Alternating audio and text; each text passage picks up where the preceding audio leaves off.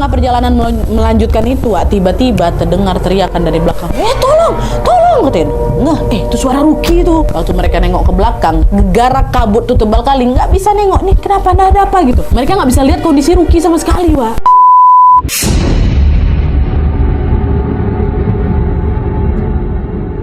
Oke, Wak, jadi saya mau aku ceritakan malam ini dialami oleh 7 mahasiswa UGM angkatan 1990-an yang bernama Dodo, Ruki, Dewi, Gentur, Iis, Bregas, dan juga Fauzan, Wak. Mereka ini tergabung dalam UKM Mapagama atau mahasiswa pencinta alam di UGM Yogyakarta. Nah, seperti organisasi pecinta alam pada umumnya, Wak, mereka bertujuh ini berencana mendaki gunung sebagai salah satu agenda tahunan di Mapagama ini. Nah, di tahun 2001 nih, Wak, mereka ini memilih Gunung Slamet sebagai lokasi pendakian mereka selanjutnya. Dan FYI, Wak, Gunung Slamet ini adalah gunung tertinggi di Jawa Tengah dengan ketinggian kurang lebih 3.432 mdpl. Nah, untuk mencapai puncak, Wak, ada banyak jalur yang bisa dilewati. Beberapa diantaranya adalah jalur Bambangan, Kaliwadas, dan juga Batu Raden. Nah, jalur yang paling mudah dilewati itu jalur Bambangan, Wak. Sedangkan jalur yang paling sulit untuk dilewati adalah jalur Batu Raden. Sementara jalur Kaliwadas itu masuk di dalam kategori jalur yang sedang sulit lah, karena jalanan itu cukup curam juga, banyak cabangnya, tapi nggak separah Batu Raden, katanya gitu. Nah, selain jalur naiknya yang beragam, Wak, Gunung Slamet ini juga dikenal memiliki suhu paling dingin di antara gunung-gunung lainnya yang ada di Pulau Jawa. Suhu di puncaknya tuh, Wak, ya, bisa mencapai 10 derajat Celcius. Bahkan di kondisi tertentu juga bisa jauh lebih dingin lagi, bisa sampai 0 derajat Celcius, Wak. Nah, hal ini terjadi karena curah hujan di sana selalu tinggi setiap tahunnya, ya. Nah, meskipun begitu, Gunung Slamet ini tetap diminati para pecinta alam karena medannya yang menantang, Wak. Bahkan juga banyak pecinta alam yang ngerasa perjalanan mereka itu macam belum lengkap kalau belum pernah menaklukkan Gunung Slamet. Dan hal ini juga lah yang dirasakan sama 7 anggota Mapagama tadi, Wak. Itulah kenapa mereka pun merencanakan untuk pendakian ke Gunung Slamet ini. Nah, singkatnya, ketujuh mahasiswa tadi pun memulai perjalanan pada hari Minggu pagi di tanggal 4 Februari tahun 2001. Mereka berangkat dari gelanggang UGM menuju ke stasiun Lempuyangan yang ada di Yogyakarta. Dari sana mereka naik kereta ke arah Bumi Ayu, Brebes, dan baru sampai di stasiun pemberhentian sekitar jam setengah 4 sore, Wak. Setelah sampai, mereka kembali lagi melanjutkan perjalanan menuju ke base camp pendakian di Desa Kaliwadas, Kabupaten Brebes. Jadi mereka memang pakai jalurnya Kaliwadas, ya, Wak, ya. Kategori jalur yang sedang sulit. Sesampainya di Kaliwadas, Wak, mereka nginep dulu tuh 1 malam di sana. Barulah pagi harinya, yaitu di hari Senin tanggal 5 Februari 2001, mereka mulai mendaki sekitar jam setengah 10 pagi startnya. Jalur yang mereka lewati ini cukup curam, Wak. Ada banyak pepohonan lebat dan juga minim petunjuk jalan. Jadi bisa dibilang kurang cocok lah ini jalur ini untuk pendaki pemula kalau tidak didampingi sama orang-orang yang berpengalaman gitu. Apalagi juga nih, Wak, ya, pos pendakian jalur itu cuma ada 5 pos. Dan dari pos 2 sampai pos 5 itu jalurnya makin lama makin curam tuh, makin berkelok-kelok, pokoknya makin ekstrim lah dari pos 2 sampai pos 5 gitu. Nah, tapi meskipun jalan itu ekstrim, Wak, untungnya 7 anggota Mapagama ini udah cukup terlatih, Wak. Jadi walaupun tidak didampingi sama pemandu lokal maupun pendamping resmi, mereka yang ngerasa aman-aman aja lah gitu lewat jalur sana. Apalagi 2 di antara mereka, si Dodo sama Ruki, Wak, diketahui juga sudah berpengalaman mendaki banyak gunung. Jadi 2 orang inilah yang bertugas untuk memimpin pendakian mereka ini. By the way, dari 7 orang itu 2 perempuan 5 laki-laki, Wak, ya. Adalah tuh Dodo sama Ruki pun memulailah memimpin pendakian. Normalnya, Wak, untuk bisa sampai ke puncak Gunung Slamet membutuhkan waktu kurang lebih 10 sampai 12 jam, ya. Itu normalnya. Cuman mereka memang memutuskan untuk jalan santai aja, nggak ngejar waktu 12 jam harus sampai sana, enggak. Tapi rata-rata memang segitu gitu loh, tapi mereka santai aja. Nah, setelah 6 jam melalui perjalanan yang melelahkan, Wak, setelah jalan 6 jam, mereka memutuskan untuk singgah di pos 5 yang merupakan pertemuan jalur Kaliwadas dengan jalur Batu Raden. Jalur yang sulit itu ketemunya di pos 5. Nah, pos ini, Wak, biasanya digunakan untuk membangun base camp sebelum nanti lanjut ke puncak. Ini kan pos terakhir, pos 5. Nah, di situ mereka istirahat bentar, terus lanjut daki lagi. Nah, beberapa meter di atas pos 5, Wak, tepatnya sekitar jam 5 sore waktu itu, mereka dirikan tenda lagi di sana, baru bermalam di sana. Jadi hari itu tuh mereka udah menempuh setengah perjalanan lah, Wak, atau kurang lebih 6,5 jam mendaki gitu ya. Dan bermalam di sana. Besoknya di tanggal 6 Februari Februari 2001 mereka mulai ngelanjutin lagi perjalanan menuju ke puncak nih. Tinggal ke puncak aja, udah nyampe pos 5, tinggal ke puncak. Tapi kali ini Wak, medan yang dilewati makin curam lagi. Jadi setelah mereka ini melakukan perjalanan kurang lebih 4 jam setelah mulai mau jalan ke atas puncak nih dari pos 5, barulah sekitar jam 1 siangnya mereka sampai di garis vegetasi. Garis vegetasi itu apa? Garis batas tumbuhan bisa hidup. Jadi di atas garis itu udah nggak ada lagi tumbuhan hijau, Wak. Karena medannya udah berpasir, bebatuan, tanaman sama pepohonan itu cuma bisa tumbuh di bawah garis vegetasi lah gitu. Mereka udah nyampe di garis vegetasi. Nah, garis vegetasi yang ada di Gunung Slamet ini, Wak, agak beda sama gunung-gunung lainnya. Selain jadi batas wilayah tanaman hidup nih, Wak, ya, di sana ini juga terkenal sebagai titik point of no return. Di sanalah area paling ekstrim karena sering sekali terjadi badai yang membuat para pendaki itu tuh bakal kesulitan buat naik ke puncak, buat turun pun susah. Jadi satu-satunya solusi yang bisa dilakukan adalah menunggu badai reda atau kabut hilang. Kalau udah ada datang badai gitu, nggak bisa naik, nggak bisa turun gitu lah istilahnya. Dan betul aja, Wak, sampai mereka sampai di garis vegetasi itu tiba-tiba kabut tebal muncul turun ngelilingin area itu. Otomatis jarak pandang mereka kan jadi terbatas ya kan. Aduh, ini kabut nih, Wak. Udah jangan jalan dulu, tenang dulu sini, tenang. Nggak lama setelah kabut datang, badai hebat yang nyerang, Wak. Wah, datang badai hujan kayak gitu kan. Dan kondisi inilah yang membuat perjalanan mereka harus tertahan. Karena tadi mereka udah nyampe di titik point of no return, bakal susah lanjut ke puncak, nggak juga bisa turun ke bawah gitu kan. Alhasil mereka langsung mendirikan 3 tenda di sekitar garis vegetasi itu untuk berlindung dari badai. Dan bangun sama mereka susah payah lagi badai kan, Wak. Tapi bukannya mereda, makin malam kondisi cuaca di sana tuh makin buruk lagi, Wak. Badai itu makin ngamuk gitu loh, kabut makin tebal lagi dan suhu udara otomatis turun drastis. Dan tanpa mereka sadari, Wak, ini adalah awal dari tragedi memilukan yang akan menimpa mereka.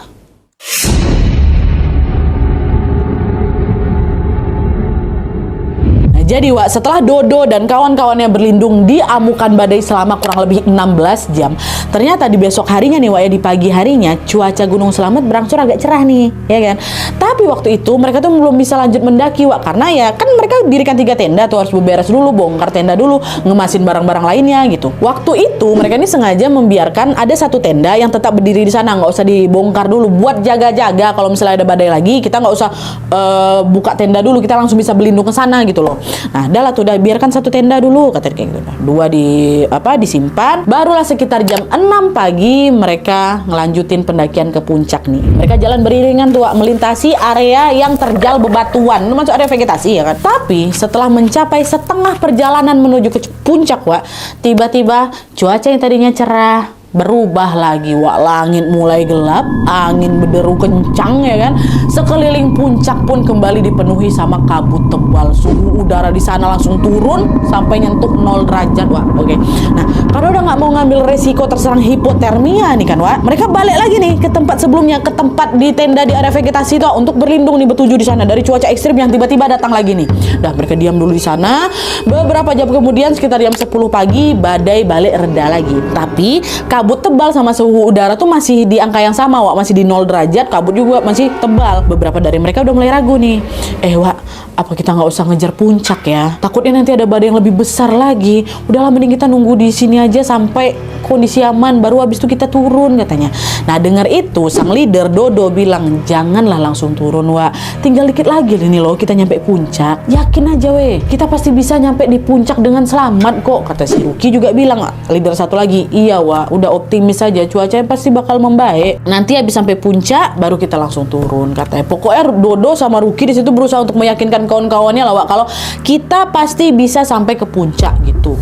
Nah, kawan-kawan pun ya udahlah, yuk kita bertahan lagi. Itulah, setelah banyak pertimbangan mereka pun sepakat, Wak, untuk ngelanjutin perjalanan siang itu juga. Tunggu udah agak mereda. Tapi setelah udah agak ngereda, mereka lanjut naik lagi. Setengah perjalanan berlalu, datang lagi badai, Wak. Kabut tebal datang lagi. Jarak pandang yang di sekitar mereka itu cuma setengah meter aja tuh, saking tebal tebal ya kabut tuh. Harusnya di setengah perjalanan tuh mereka udah bisa ngeliat puncak nih, tapi saking tebal ya kabut itu mereka nggak bisa nengok. Puncak tuh nggak kelihatan. Mereka jalan makin berdekatan, makin dempet-dempet nih biar nggak mencar ya kan, karena kabut tebal itu kan berpotensi bikin mereka nyasar kan, Wak. Udah hati-hati, Wak, langkah hati-hati aja. Nah, dengan langkah yang hati-hati mereka pun nerusin lah perjalanannya ke puncak. Nah, posisinya waktu itu, Wak, Dodo paling depan, pemimpin pertama paling depan, Ruki paling belakang, 5 orangnya baru di tengahnya ya. Dan belum ada lagi setengah perjalanan melanjutkan itu, Wak, tiba-tiba terdengar teriakan dari belakang, tolong, tolong, katain. Itu suara Ruki itu. Waktu mereka nengok ke belakang, gara kabut tuh tebal kali, nggak bisa nengok nih kenapa, ada apa gitu. Mereka nggak bisa lihat kondisi Ruki sama sekali, Wak. Nggak lama kemudian mereka dengar suara jatuh, gitu, macam orang jatuh, Wak. Waktu orang yang di depannya Ruki ngeliat ke belakang, dia udah nggak bisa nengok si Ruki lagi. Betulan macam hilang ditelan kabut gitu loh, Wak, Ruki. Ruki nggak ada, Ruki nggak ada, Ruki yang jatuh tuh enggak. Di tengah situasi menegangkan itu, mereka semua berenam ini, Wak, memutuskan untuk tetap mendaki ke puncak. Udah, kita daki naik dulu aja. Nah, keputusan ini diambil bukan karena ambisi mereka pengen ngejar puncak, Wak, tapi karena waktu itu kan badai lagi kencang-kencangnya kan, dan jarak pandang mereka juga terbatas sekali. Jadi mereka ini nggak bisa langsung puter balik mencari si Ruki. Takutnya malah nanti nambah korban lagi. Ruki, kau tunggu di situ ya, kami naik dulu, nanti kami cari lagi kau di bawah. Kami nggak bisa bertahan di sini, kami belum bisa nyari kau karena kabutnya tebal kali, kata mereka. Ruki tunggu ya, Ruki tuh nggak ada sautan dari Ruki, Wak. Udah, kita berdoa aja semoga Ruki nggak apa-apa. Naik dulu sekarang biar kita bisa cepat nyelamatin si Ruki, kata salah satu di antara mereka. Akhirnya 6 orang ini selain Ruki bergegas selain naik ke atas sampai betulan, Wak, mereka di puncak Tugu Surono, namanya puncak tertinggi di Gunung Slamet ya kan, berenam sampai di sana.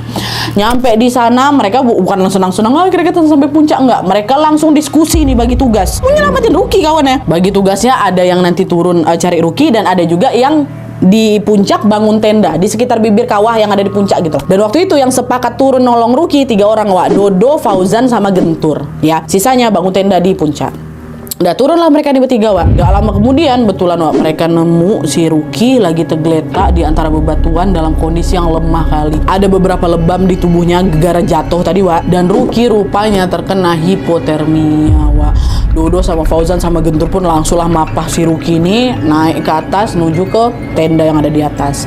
Waktu nyampe di sana mereka berusaha menghangatkan tubuhnya Ruki itu rame-rame. Untungnya beberapa waktu kemudian kondisi Ruki mulai membaik. Tapi mereka tetap memilih udah kita bermalam di puncak ini aja untuk mengembalikan stamina sekaligus juga menunggu badainya reda ya kan. Nyampe di semua mereka di puncak, istirahat lah gitu.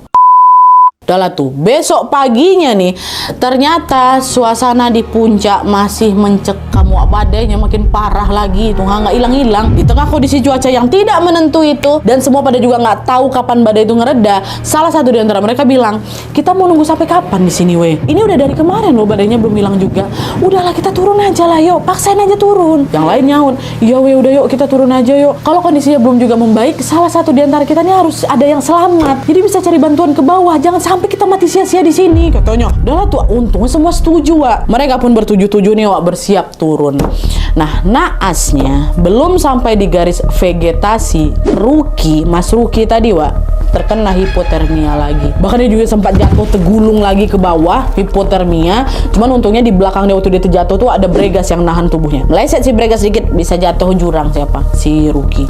Nah, ngeliat kondisi Ruki yang makin parah ini, teman-teman yang lain pun mau tidak mau harus menghentikan perjalanan turun mereka kan, Wak. Mereka dirikan lagi lah tenda lagi di tempat jatuhnya si Ruki itu, di dekat garis vegetasi by the way waktu kejadian ini, waktu Rukinya jatuh lagi. Nah, di saat yang sama mereka dengar ada sayup-sayup suara orang ngobrol, Wak, dari arah bawah. Suara itu nggak begitu jelas, tapi mereka itu paling nggak sedikit lega lah karena ternyata ada orang lain di sekitar mereka ya kan, nggak cuma mereka bertujuh aja, ada orang. Nah, dengar itu mereka langsung niup peluit, Wak, macam membuat ngasih kode gitu lah, kalau ada orang lo di atas, ditiupnya prit-prit gitu. Nah, beruntungnya suara peluit itu dibalas sama orang yang di bawah, ngerespon, ditiup juga peluit sama mereka. Akhirnya mereka bertujuh pun berdiskusi, wah ada orang nih di bawah gitu. Dan waktu itu mereka menunjuk Dewi, perempuan yang satu ya kan, ada 2 perempuan, menunjuk Dewi untuk turun ke bawah menemui rombongan itu. Mereka pesan sama Dewi, Dewi kamu turun ke bawah sama rombongan lewat jalur Bambangan ya. terus kamu cari bantuan di bawah, kata kayak gitu. Jadi Dewi ini disuruh turun untuk nemuin orang yang ada di bawah tadi, nanti bareng-bareng turun juga ke bawah untuk minta pertolongan, tapi lewat jalur Bambangan. Jadi Dewi itu turun di sini buat cari pertolongan ya, bukan kabur ninggalin kawan-kawannya. Ya, itu juga udah keputusan bersama. Dah, Dewi pun turun lah, sama dipandu suara peluit dari rombongan di bawah itu. Dan nggak lama setelah itu, Dewi berhasil ketemu sama mereka yang di bawah ini. Rupanya mereka ini adalah rombongan pendaki dari Jakarta. Dewi langsung lah cerita kalau teman-teman saya lagi kejebak di atas semua Mas gitu. Tapi rombongan tuh nggak ada yang berani naik buat nolong mereka berenam ini karena cuaca kan memang lagi buruk-buruknya ya kan. Jadi Dewi bersama rombongan itu akhirnya udah yuk kita turun aja ke bawah lewat jalur Bambangan sesuai sama pesan dari leader di atas untuk mencari pertolongan. Setelah beberapa jam Dewi sama rombongan Jakarta sampai betulan di desa Bambangan. Dewi langsung hubungin Kapolsek setempat dan Dewi juga ngabarin anggota Mapagama yang ada di Jogja lainnya kalau teman kita ada 6 orang kejebak atau masih di puncak Selamat, kata si Dewi. Tapi lagi-lagi karena kondisi cuaca di Gunung Selamat ini lagi ekstrim kali ya kan, pencarian dan evakuasi para pendaki berenam itu belum bisa dilakukan hari itu juga, belum bisa. Dewi nggak bisa ngomong apa-apa ya, memang karena belum bisa gitu tunggu sabar, tunggu sampai cuacanya agak sedikit cerah aja gitu, nanti kita langsung naik ke atas, kata si Dewi kayak gitu. Kata si Dewi, kata anggota di sana kayak gitu. Nah, di saat Dewi sudah turun mencari pertolongan, yang masih berada di puncak itu kan berarti ada siapa? Ada 6 orang kan, Dodo, Ruki yang lagi sakit, Iis, Bregas, sama Gentur. Sama Fauzan nih. Dan rupanya kondisi Ruki makin drop parah. Udara dingin di area non-vegetasi itu bikin Ruki makin menggigil hebat lagi, hingga akhirnya dia tidak bertahan dan menghembuskan nafas terakhirnya. Ruki meninggal di pangkuannya Dodo. Kepergian Ruki itu tentu membuat pukulan berat bagi 5 kawan lainnya kan tapi gimana pun juga mereka berlima harus tetap nyelamatin diri nih sebelum akhirnya jatuh korban lainnya juga. Akhirnya mereka diskusi lagi, gimana nih apa segala macam gitu. Dan dengan berat hati mereka memutuskan untuk meninggalkan sebentar jenazah Ruki di dalam tenda tadi dengan pertimbangan akan dievakuasi setelah nanti mereka berhasil cari bantuan. Biarkan Ruki di sini dulu, kita turun cari bantuan baru kita evakuasi jasadnya gitu. Nah, berarti di situ sisa 5 orang Dodo, Regas, Fauzan, Iis, Gentur. Iis satu-satunya cewek di situ. Dan mereka berlima pun turun turun membiarkan jasadnya Ruki di sana dulu, ditutup tendanya, turun ke bawah. Tapi baru beberapa menit aja berjalan kondisi fisiknya Bregas dan Fauzan yang tiba-tiba ngedrop, berdua langsung ngedrop. Mereka terjatuh tuh berkali-kali dan gak lama kemudian Fauzan terserang hipotermia. Dirikan tenda lagi mereka sekitar 20 meter di batas garis vegetasi untuk bisa merawat Fauzan dan juga Regas. Didirikan lagi tenda, masuk lagi mereka di sana. Di saat yang sama, stok perbekalan tuh juga udah tipis kali ditambah kompor portable yang mereka kebawa sama Dewi. Jadi di saat ini mereka cuma bisa makan mie instan kering, permen sama sambal pecel aja untuk bisa bertahan hidup. Nah, selama berada di tenda mereka terus berdoa supaya cuaca segera membaik ya kan, supaya mereka bisa turun. Tapi sayangnya di pagi hari Jumat tanggal 9 Februari 2001 badai makin kencang lagi.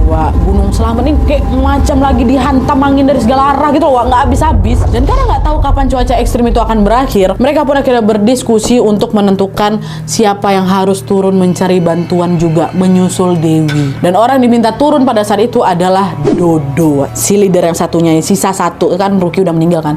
Karena kenapa Dodo? Karena Dodo ini dianggap paling berpengalaman lah gitu kan, dia yang paling tahu jalan. Sementara Iis yang cewek, Regas, Gentur nunggu di tenda sambil ngerawat Fauzan yang sakit. Turun si Dodo. Besok harinya nih, selang sehari setelah si Dodo itu turun, tanggal 10 Februari 2001 hari Sabtu, ternyata tim SAR nggak juga datang. Ada 2 hari itu ya mereka tunggu ya, nggak datang juga tim SAR ini. Panik lah mereka. Ini jangan-jangan Dodo nyasar ini. Apa dia nggak sampai bawah ya? Dewi pun tahap apa ini kabarnya, tadi nyampe bawah apa enggak kayak gitu.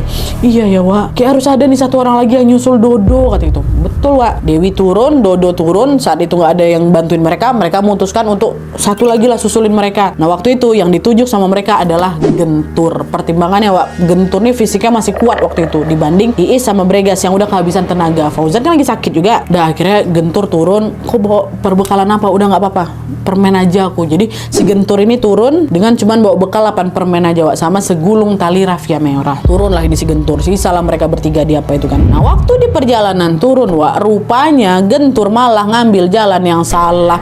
Dia malah nyusuri jalur yang tidak pernah dilewati sama pendaki. Di situ Gentur sadar Wak kalau dia nyasar. Aduh, nyasar aku nih, nggak kayak gini harusnya. Akhirnya dia terobos sama pepohonan depan-depan dia Wak. Dia ngelewati lereng-lereng terjal dan sehari kemudian baru besok harinya dia bisa menemukan sungai. Dan dengan insting survivalnya Wak, dia pun ngikutin alur sungai itu karena kan biasanya sungai ini bakal ngalir sampai ke area bawah kan, area bawah gunung kan. Sampai akhirnya dia nemulah jalan beraspal.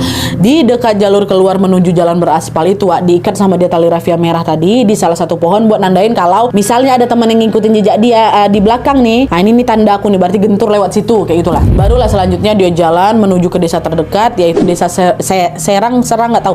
Desa Serang mungkin ya Wak ya. Dia nyampe di situ, ternyata itu masuk di Kabupaten Purbalingga Wak. Dan nyampe dia di desa Serang itu Wak, Gentur pun diantar oleh seorang warga menuju ke desa Bambangan, nyusul Dewi sama si Dodo Wak. Kan harusnya mereka memang ketemuan di situ tuh. Tapi waktu nyampe desa, Gentur cuman ketemu sama Dewi aja Wak. Dodo nggak ada di situ. Barulah diketahui ternyata Dodo nggak pernah sampai di bawah. Dewi, Dodo nggak di sini? Nggak ada Wak, nggak ada. Maaf kami belum bisa nyusul ke land. Memang cuaca lagi nggak bisa naik kami Wak gitu. Udah nggak apa-apa nih, Dodo di mana nih gitu. Nah kemungkinannya waktu itu mereka mikir Dodo nih jangan-jangan sesat atau mungkin dia balik lagi ke atas buat nemuin teman-temannya. Udah lah tuh, di desa Bambangan Gentur pun ceritalah ke warga dan juga beberapa anggota tim SAR yang lainnya soal kondisi kawan-kawan yang masih kejebak di atas. Wah, Ruki udah nggak ada, Ruki udah meninggal, kok diceritain itu semuanya kan Wah. Nah informasi dari Gentur pun akhirnya menyebar luas dan terdengar juga sampai ke pihak kampus UGM dan juga komunitas pecinta alam di berbagai daerah. Lalu di hari berikutnya, besok harinya di Senin 12 Februari 2001 diadakanlah rapat besar untuk menyusun strategi penelusuran dan juga evakuasi korban. Rapat itu dihadiri oleh pihak kampus UGM, tim SRU atau Search and Rescue Unit, dan komunitas pecinta alam dari berbagai daerah yang ingin ikut serta membantu evakuasi Wak.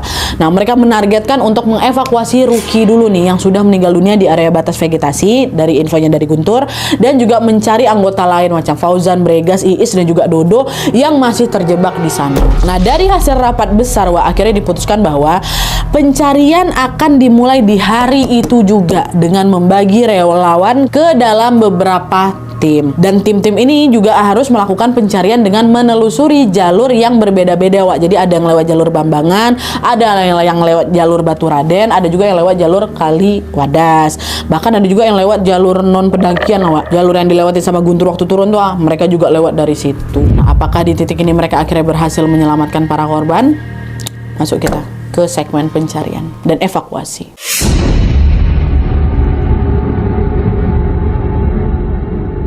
Jadi Wak, ya udah aku bilang tadi, tim pencarian kan dibagi ke dalam beberapa unit ya kan. Nah salah satu unitnya ini Wak adalah unit SRU yang beranggotakan 3 orang dan dipimpin oleh Mas Sugi namanya.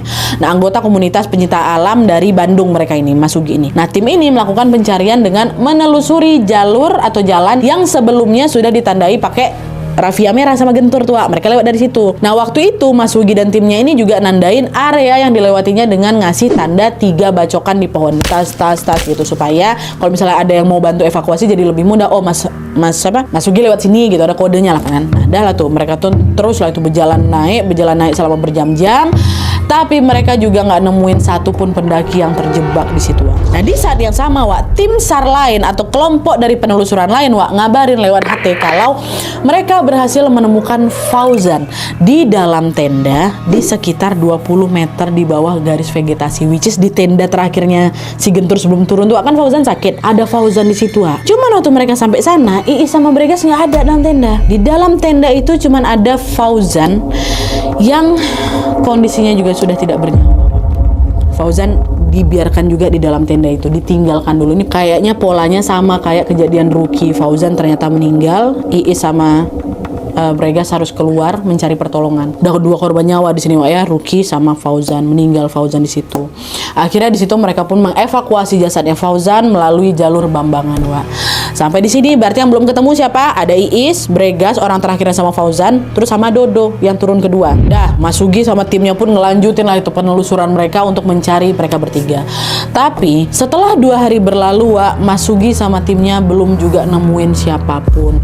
Mereka pun beralih lah nyusurin tepian sungai waktu itu. Dan di hari ketiga pencarian, Wak, tepatnya di hari Rabu tanggal 14 Februari 2001, mereka tiba di sebuah air terjun di ketinggian 2750 mdpl. Dan lokasinya cuma beberapa meter dari tempat penemuannya Fauzan gitu, Wak.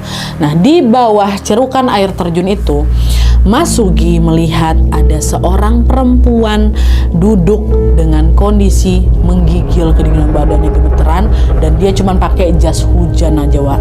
Waktu didekati, rupanya itu adalah Iis. Pas ditemukan, kondisi Iis sudah betul-betul memprihatinkan kali, Wak. Tubuhnya basah kuyup, gigi depannya patah, bahkan juga banyak sekali luka yang ada di kaki sama tubuhnya. Badannya lemas sekali itulah. Iis kayak gitu.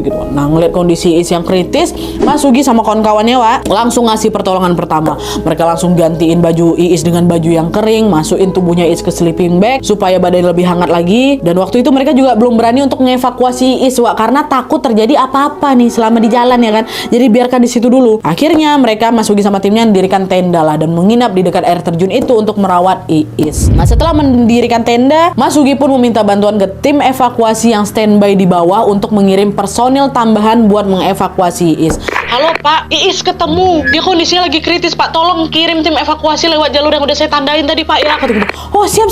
Kami segera ke sana kata gitu.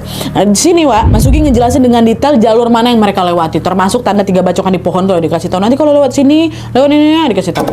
Nah, nggak lama setelah Mas Sugi melaporkan kalau Iis ditemukan, HT kembali berbunyi. Nah, ternyata tim SAR lain juga melaporkan kalau mereka menemukan Dodo yang berada tidak jauh dari lokasi ditemukannya Fauzan juga, Wak. Tapi di sini Dodo sudah ditemukan dalam keadaan meninggal dunia. Jadi di hari Rabu itu ada 2 ditemukan, Wak. Ada Iis sama ada Dodo. Iis kondisinya kritis, Dodo meninggal dunia. Berarti yang belum ketemu siapa? Tinggal Bregas saja, Wak. Jasadnya Ruki ada di atas. Memang belum mereka evakuasi. Mereka cari yang masih kemungkinan hidup dulu gitu kan. Udah mereka cari Bregas nih. Nah, balik lagi ke kisahnya Mas Sugi yang lagi ngerawat Iis, Wak.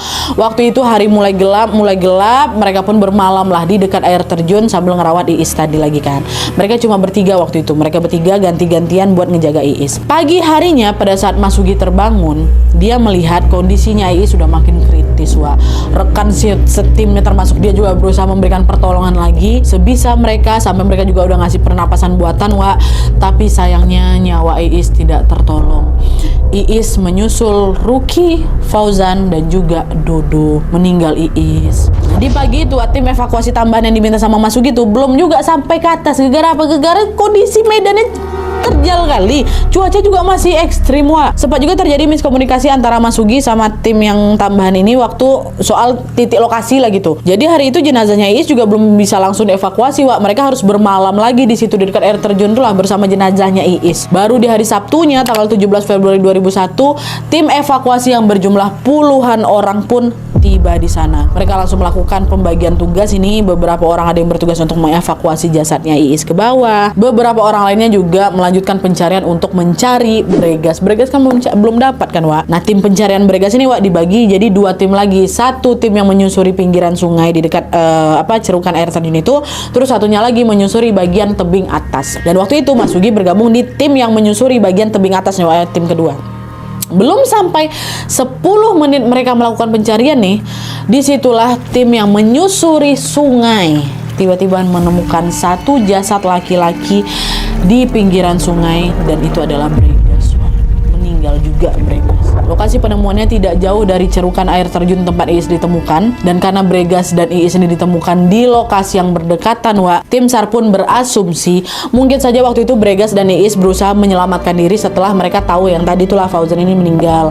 Tapi naasnya mereka justru terjebak atau terpencar, Wak. Akhirnya di situ mereka meninggal dunia. Sampai hari itu berarti yang sudah ditemukan ada 4 orang, Wak, ya. Fauzan meninggal, Iis meninggal, Dodo meninggal, Bregas meninggal. Ditemukan semua tapi dalam kondisi yang sudah meninggal dunia. Nah, berarti sisa satu jasad lagi nih yang belum dievakuasi, yaitu Mas Ruki, orang yang pertama kali meninggal dan jasadnya berada di lokasi yang paling tinggi. Nah, Mas Sugi dan timnya pun segera lagi bergerak Wak, ke arah garis vegetasi untuk mengevakuasi Ruki. Tapi anehnya di sini Wak ya, meskipun lokasi tendanya Ruki ini sudah ditandain sama teman-teman yang berenam tadi ini sebelum akhirnya mereka semua meninggal dunia, sebelum mereka turun, tim evakuasi tidak berhasil menemukan jasad Ruki di area itu. Di sana mereka cuma nemuin bekas tenda yang berserakan aja Wak. Jasadnya nggak ada. Mereka terus nyari-nyari jasad Ruki sekitar sana kan. Barulah nggak di hari itu juga, besoknya di hari Seninnya tanggal 19 Februari 2001 baru mereka berhasil menemukan jasad Ruki sekitar 200 meter tapi di atas garis vegetasi Wah. Di atas. Kok bisa jasadnya Ruki ditemukan jauh dari garis vegetasi, padahal waktu ditinggalkan kan jasadnya dimasukkan ke dalam tenda di area vegetasi kan Wak. Tapi waktu ditemukan tendanya hancur dan jasad Ruki ada di atas garis vegetasi. Pertanyaan itu belum juga terjawab sampai sekarang Wak, dan masih menjadi misteri katanya. Apa mungkin ada angin yang datang kencang sampai memporak-porandakan tenda sehingga jasadnya sampai naik ke atas kayak itu? Wallahu alam, nggak ada yang tahu. Nah, dengan ditemukannya jasad Ruki, pencarian para pendaki yang terjebak di Gunung Slamet pun resmi berakhir. Dari 7 orang di rombongan itu Wak, hanya 2 orang saja yang selamat, yaitu Dewi yang turun pertama kali untuk mencari bantuan dan juga Gentur, orang ketiga yang turun untuk menyusul Dodo dengan Dewi dan hanya berbekal 8 permen saja. Sementara Ruki, Dodo, Fauzan, Iis dan Bregas meninggal dunia setelah berusaha bertahan melawan cuaca ekstrim di Gunung Slamet selama berhari-hari. Nah, untuk mengenang kejadian ini Wak, nama kelima korban yang meninggal ini pun diabadikan dalam plakat berbentuk segitiga yang dibuat oleh keluarga besar Mapagama. Plakat ini pun diletakkan di puncak Gunung Slamet Wak. Aduh, sedih betul Semoga kelima korban husnul khotimah dan juga mendapatkan tempat terbaik di sisi Allah Subhanahu wa taala. Amin ya rabbal alamin. Oke Wak, jadi itu tadi kisah pendakian paling memilukan di tahun 2001 yang menimpa mahasiswa Mapagama UGM. Meskipun mereka ini sudah mempersiapkan fisik dan juga segala perlengkapan dengan sebaik-baiknya, tapi kondisi alam yang tidak bisa diprediksi pada akhirnya membuat mereka kesulitan dan beberapa di antara mereka juga harus kehilangan nyawanya. Tragedi ini tentunya menjadi pengingat untuk kita semua Wak, bahwa alam mau seindah apapun tetap menyimpan bahaya yang nggak bisa ditebak Wak. Pendakian itu bukan soal ego atau cuma sekedar sampai puncak aja, tapi soal kesiapan, kehati-hatian dan juga kebersamaan. Jangan pernah remehin cuaca, jangan pernah remehin sinyal tubuh dan juga peringatan dari alam itu sendiri Wak. Karena satu langkah kecil yang dipaksakan bisa jadi langkah terakhir. Jadi kalau suatu hari nanti kalian mau ngedaki, pastikan kalian sudah siap. Bukan cuma soal fisik aja Wak, tapi juga hati dan juga pikiran ya, please. Dan mungkin buat kita semua nih yang cuman bisa mendengar cerita ini dari jauh, kalau boleh berpesan, jangan buru-buru menghakimi Wak ya, terutama ke sosok seperti Dewi, orang pertama dan satu-satunya perempuan yang berhasil turun untuk mencari bantuan ini.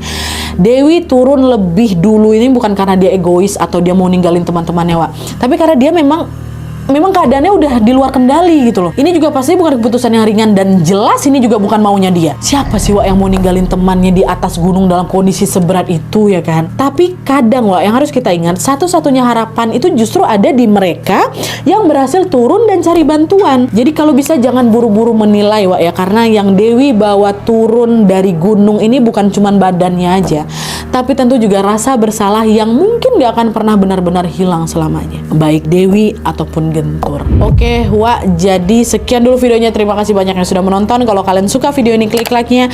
Jangan lupa komen di bawah untuk ide dan saran-saran untuk video selanjutnya. See you next video Wak, bye.